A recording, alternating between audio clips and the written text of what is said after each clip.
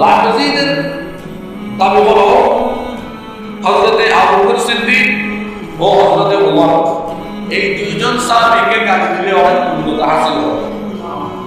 নাউজুবিল্লাহ। তারা হযরতে আলী রাদিয়াল্লাহু তাআলাকে ভালোবাসেন, কিন্তু তারা আবু বকর ওমরকে কি দেন? দেখেন, হযরতে আলীকে আমরা ভালোবাসি, হযরতে আলী রাদিয়াল্লাহু তাআলাকে ভালোবাসার নাম শিয়া নয়। কেউ যদি শুধু আলীকে ভালোবাসে তাকে শিয়া বলতে পারবে না। শিয়া বলার জন্য আপনাকে এটা প্রমাণ করতে হবে যে ওই ব্যক্তি তার পূর্বে 3 খলিফাকে বৈধ মনে করে কিনা। কেউ আলীকে ভালোবাসে এটার জন্য রাফেজি বলতে পারবে না, আর এটাও আহলে সুন্নাতের বৈশিষ্ট্য। তাকে রাফেজি বলার জন্য এটা প্রমাণ করতে হবে যে হযরতে আবু বকর ও হযরতে ওমরকে সে গালিগালাজ করেনি, তাহলে সে রাফেজি। শেখাইনকে যদি গালাগালি করে তাহলে সে রাফেজি। আচ্ছা, একটা গেল। 2 নম্বর, তাদের আরেকটা বিষয় হচ্ছে যে মৌজার উপর মাসাহ করা না জায়েজ। কি বলেছি বুঝেন নাকি? কি এই মৌজাটা, এই মৌজা তো আপনি টান দিলেই খোলা যায়, এটা না। চামড়ার মৌজা, যেটা পড়তেও সময় লাগে, খুলতেও সময় লাগে। যে মৌজা পড়তে আর খুলতে দীর্ঘ সময় লাগে, এমন মৌজা তৎকালীন সময়ের মুসাফিররা চামড়াকে পায়ের সাথে জড়িয়ে সুতা দিয়ে পেঁচাতেন। কি দিয়ে? যদি কারো দেখতে ইচ্ছা হয়, কোন সময় ব্যক্তিকে দেখানো লাগে, চামড়ার উপর পা রেখে সেটাকে এভাবে টানতেন, বাম দিক থেকে এভাবে টানতেন, তারপর উপরে যেটা জড়িত হয়ে যেত সেভাবে সেটাকে ভাঁজ করে ফেলতেন, এরপর সুতা দিয়ে পুরো পাটাকে পেঁচিয়ে ফেলতেন। একটা চামড়াকে, এটা প্লেন চামড়া। এই মৌজা, এটা পড়তেও সময় লাগে, এই মৌজা তো করতেও সময় নেয়, তুলতেও সময় নেয়। ওই মৌজার মশলা এই মৌজায় আনলে আপনার বিশেষ, যেটা আর হাদিসরা বলে খবর। এই চামড়ার মৌজা যেটা করতে পারতে সময় লাগে, আহলে সুন্নাতের দাবি হচ্ছে যে করতে পারতে সময় লাগে, এটা একটা কষ্টকর বিষয়। এই জন্য যেহেতু এটা চামড়া, অতএব এটার উপরে যদি কেউ পানি দিয়ে মুছে ফেলে ওযু হবে। এরা বলতেছে চামড়ার উপর মাসাহ করলে ওযু শুদ্ধ হবে না, চামড়া খুলি ফাঁকা দিতে হবে। তাহলে চামড়ার উপর মাসাহ করলে হয়ে যাবে, চামড়ার উপর মাসাহ করলে। এটা কাদের দাবি?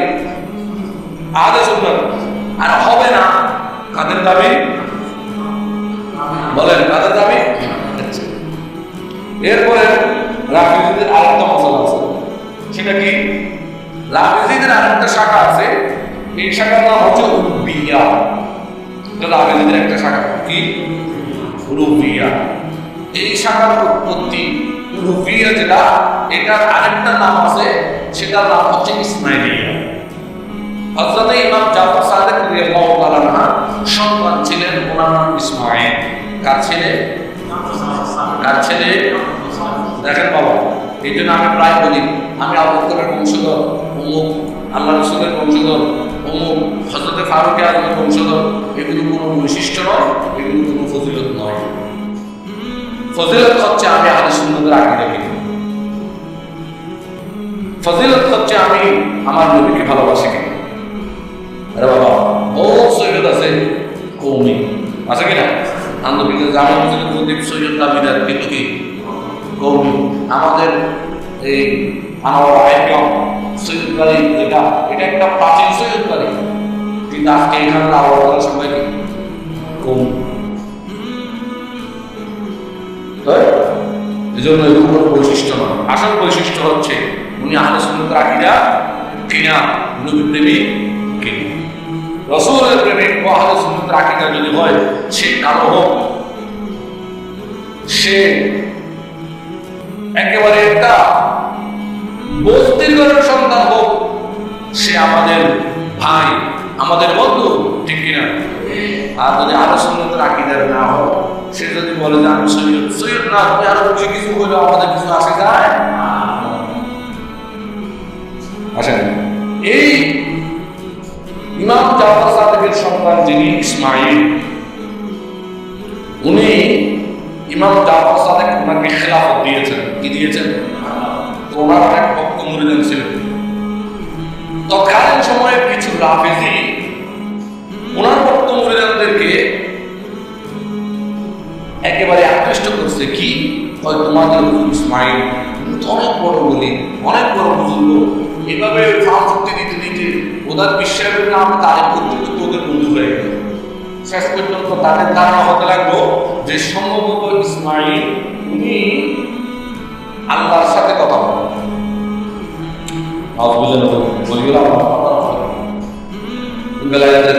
বিষয় কিন্তু এদের ধারণা আল্লাহর সাথে কি বলে, এটা স্বাভাবিক হইতেই পারে। আমার ইমামে আজমাল করে 100 বার আল্লাহকে সামনে দেখতে হইতে পারে, কিন্তু ভুলটা কোথায় দেখেন? তখন তাদের ধারণা যে ওনার মুখে নিষ্কৃত বাণী, উনি যা বলে এগুলো সবগুলো কোরআনের মতো পবিত্র বিধান।